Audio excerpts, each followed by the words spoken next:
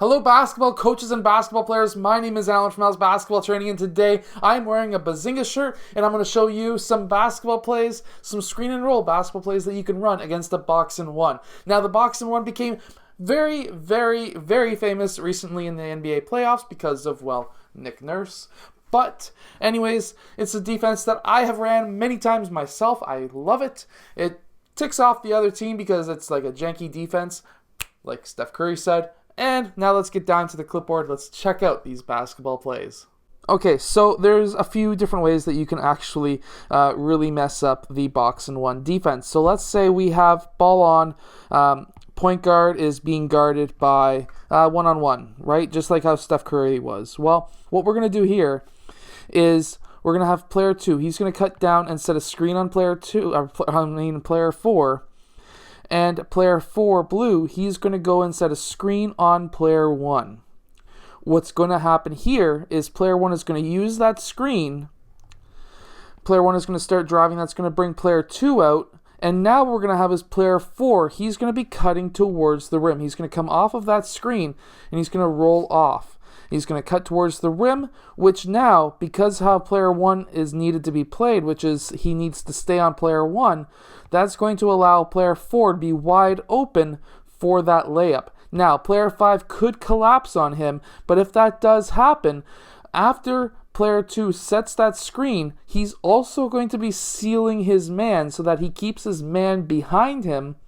That way, player 4 is still able to get him the ball and get that nice, easy layup. Now, what you could also do in the same exact play, just a little bit of a different screening situation, we can have player 2 screen 2 and 4 screen 1, in which case now what's going to happen is player 1 is going to use that staggered screen. He's going to then drive right at player 5, which is going to bring player 5 up, and player 2, blue, is going to roll towards the basket. Now, player 2 should be open and he could get that layup. However, what we're going to be having is one of two different options happening here. Either player 3 is going to move down towards this low corner, or if player 5 is actually a superb or great shooter, he could go and set a back screen for player 5, so that player 5, now if player 4, blue or red, comes in to play defense on 2, player 2 can kick it out to player 5 or player 3 for a 3-point shot. Now in this next offense, what we're going to have is player 3, he's going to be wide open in this corner. Now, what we're going to have is a double team right here because player 2's zone is right here and player 1 is playing man on. So this is going to end up being a double team.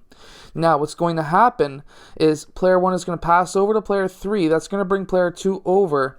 And now what we're going to have is player 5, he's going to be back screening player 1. Player 1, blue, is then going to cut towards the rim.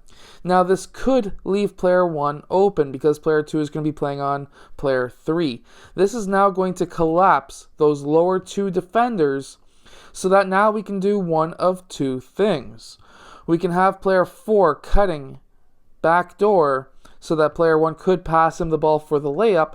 Player 1, he could take the shot before those two players collapse on him. Or what could happen is we could have player 4 move in, set a screen for player 3, in which case we now have player 2 moving towards this low kind of wing baseline area where player 1 can pass him the ball for that mid-range or even possibly a layup. Now let's say, for example, we have a box and one, but the guy who has the ball is not the player who is getting man defense. He is the guy who's just getting zone. We have player 2 over here who we want to get open for a shot, but he's being covered. And let's say we don't have a player who's able to do anything for himself, and he can't. Nobody on the court can score other than player 2, which is what Golden State was in the situation of. So this is what I would do. We would now have player 5 setting a screen out for player 2, and I would have now player 4 moving in and setting a screen for player 3. Now the reason behind this is we're going to have player 1. He is now going to be using that screen and he's going to be dribbling towards player 1, which is going to bring player 1 up. Now, at this time, we're going to have player 2. He's going to be cutting towards the middle of the key using that screen. We want player 2 to get that ball there. Of course, he could take that shot. That is an option. However, we're going to have player 4 and 5 most likely collapse on him because his man has just been screened by the biggest guy on the court. Which now, player 2 could have got that shot off, but let's say he didn't. He may now have player 3 cutting baseline, who is now open. Or player 3 could be open in the wing or a three-point line if he can score from out there. However, personally, if they're playing this defense, most likely your players are not going to be able to shoot other than that one guy they're guarding. So I would have my guys backdoor cutting when there's an opening. So if these two players down low get pulled up in any kind of format or any kind of play that you're running, you need to have players cutting baseline.